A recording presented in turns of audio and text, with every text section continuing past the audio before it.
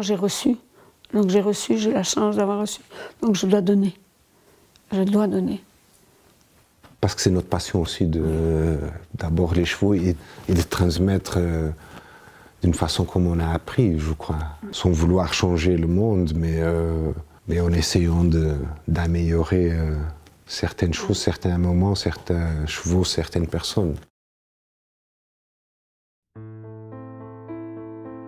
Comment naît la passion de la transmission? Hasard? Destin? Histoire personnelle? On était dans la voiture et je voulais demander comment tu es arrivé chez mon grand-père. Écoute, c'est par hasard si tu veux, mais on avait un ami que tu as dû connaître, d'ailleurs Antoine Decou, qui rentrait d'un voyage au Portugal. Il rencontre mon fiancé à l'époque et qui dit « J'ai vu un gars extraordinaire à cheval.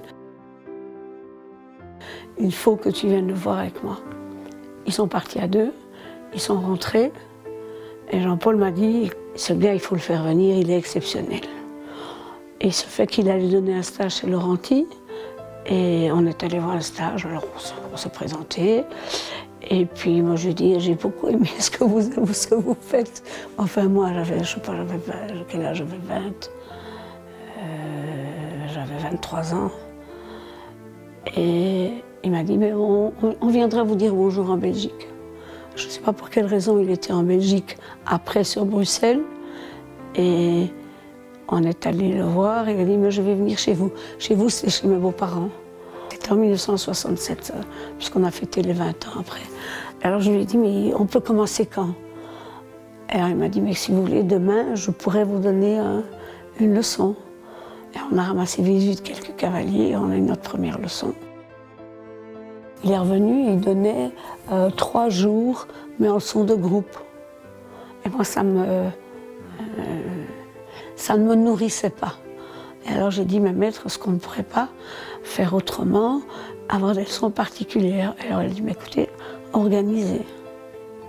Et alors il est venu à Oulart pendant des années, et puis par la force des choses, il m'a suivi à la Hussière, puis il a donné des cours.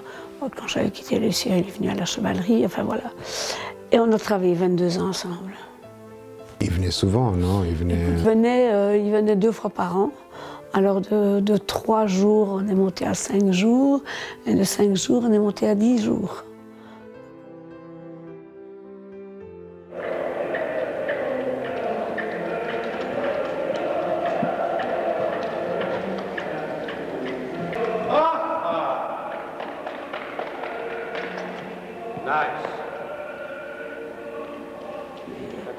C'est des années, pour moi, c'est des années vraiment fabuleuses.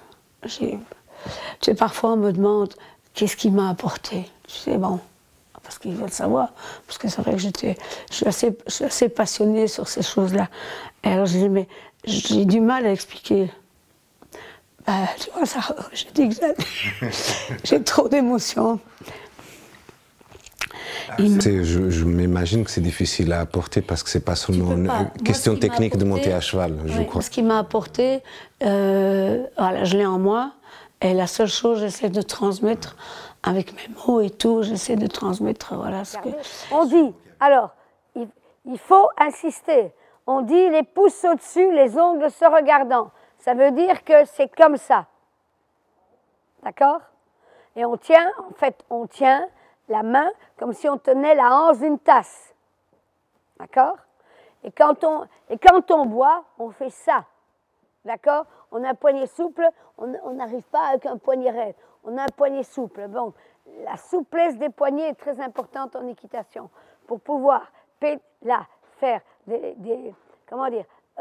des pressions, au niveau de la pulpe de phalangette, des pressions sur les raides. Que ce soit l'auriculaire, l'annulaire, et puis on peut travailler même le médium. Et on passe, parce qu'on dit pianoter, on passe de l'auriculaire sur l'annulaire, sur le médium. 1-1, 1-1-1. C'est ça, pianoter.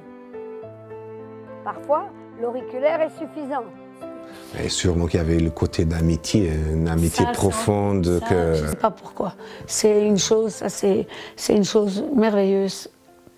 C'était comme mon père, en fait. Toi, tu as aussi des souvenirs, non? Oui, des souvenirs de mon grand-père.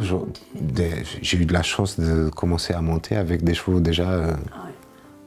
Pour moi, les seuls chevaux d'école que j'ai connus, complètement, tous ils étaient dressés. Alors, à cette époque, pour moi, c'était impossible de juger ou de dire quelque chose. J'ai commencé à monter à cheval comme ça. Et petit à petit, je me suis rendu compte que d'un côté, c'était facile.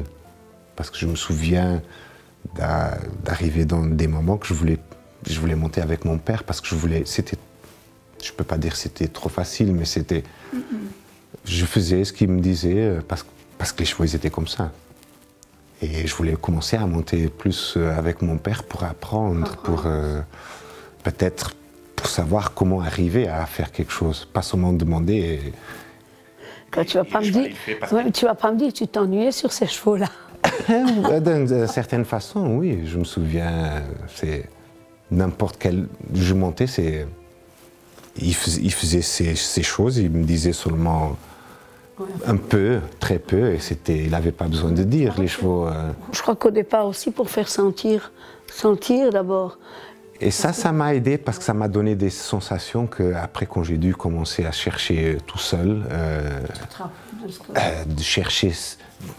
de rechercher certaines sensations que j'ai eues quand j'étais petit, avec mon grand-père et quand j'ai monté avec mon père et l'expérience qu'il m'a donnée aussi, pas seulement à cheval, parce que c'était différent. Je crois que mon grand-père, il m'a donné le plateau d'or. Mon père, il m'a donné le couteau et la fourchette, et après, il m'a dit maintenant, débrouille-toi, je crois. D'un côté, j'ai eu beaucoup de chance, et aussi le contraire. C'est vrai qu'il avait des chevaux assez extraordinaires. Et quand je pense maintenant, je peux dire c'est incroyable. Aujourd'hui, qui a la chance de commencer à monter des chevaux comme ça. C'est le seul endroit au monde, je pense, où on avait la chance d'avoir des chevaux dressés comme ça, et qu'on devait en plus travailler. Je me souviens que les chevaux devaient travailler, les cavaliers devaient travailler. Mais je me souviens aussi, quand ils avaient des cavaliers, je ne dis pas qu'ils ne savaient pas monter, mais les chevaux, ils faisaient. Avec les yeux fermés. C'est vraiment un circuit qu'ils avaient à faire. On pouvait changer le circuit et il marchait aussi si on changeait le circuit. Et j'ai une histoire que c'est... Je me souviens de monter un cheval qui était à l'époque cheval d'école de mon grand-père. Après, c'était un des chevaux d'école de mon père. C'était mon premier cheval d'école quand j'ai commencé à travailler professionnellement, qui m'a permis de commencer à donner certaines leçons. Et un cheval que de petit, j'ai monté un cheval de 3 générations, c'est Chairel, un casal branco. Et c'est une histoire qui restera toujours avec moi. Moi, c'était très facile quand il vivait, parce que comme on se connaissait bien, il connaissait les chevaux que je montais. 5 heures du matin, je téléphonais. Je disais, maître, j'ai un problème avec ce cheval, nanana. Donc j'expliquais, et elle me disait, bon, ben, essayez de faire ça ou ça ou ça.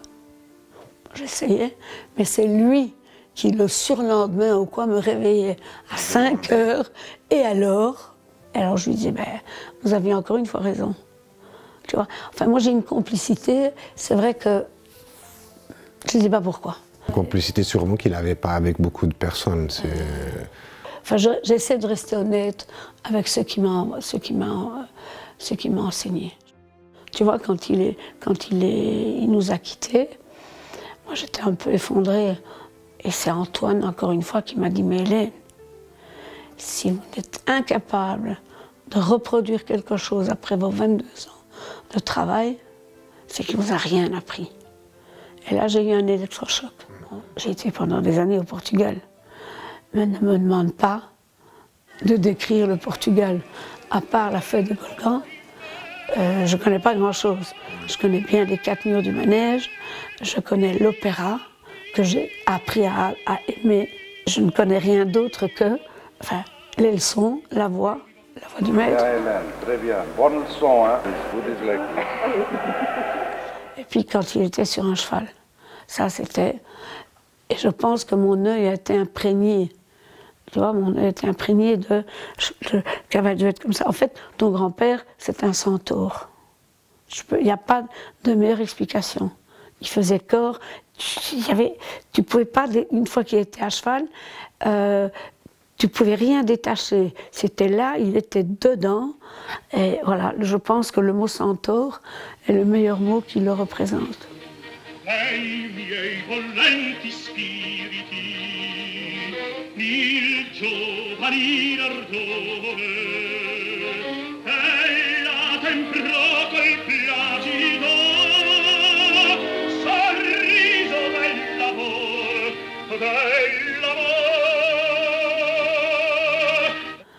Et je pense que mon œil a été habitué à voir ça. Modestement, mais c'est mon point fort. Si je vois un cavalier, je dis, ça c'est pas bon, ça c'est pas bon, là il faut faire comme ci, là il faut faire comme ça.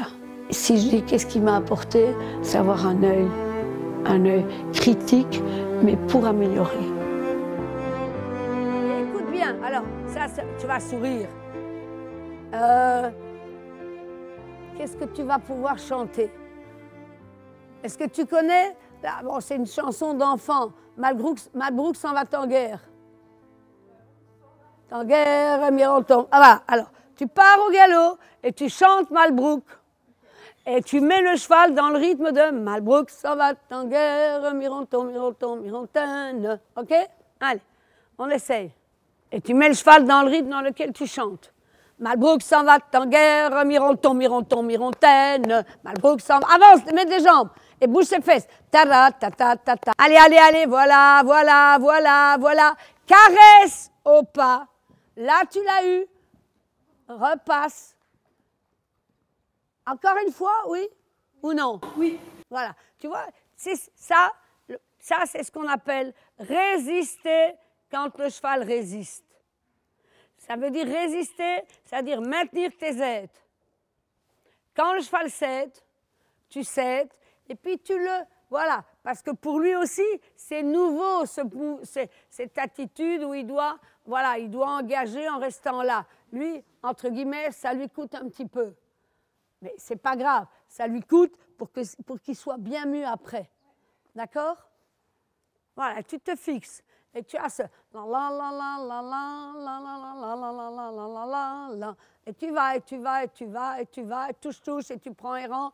Là, là, là, là. Caresse au pas. Voilà.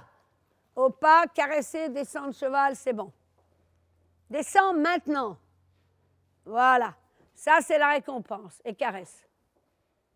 Quand le cheval fait un truc bien, il faut directement caresser. Là. Tu t'es bagarré pour obtenir. Tu as obtenu quelques foulées. Caresser directement, mettre pied à terre. Eh bien, je trouve que tu as très bien monté. Non, très bien. Il y a eu des grands moments. Il y a eu vraiment des grands moments. Bravo.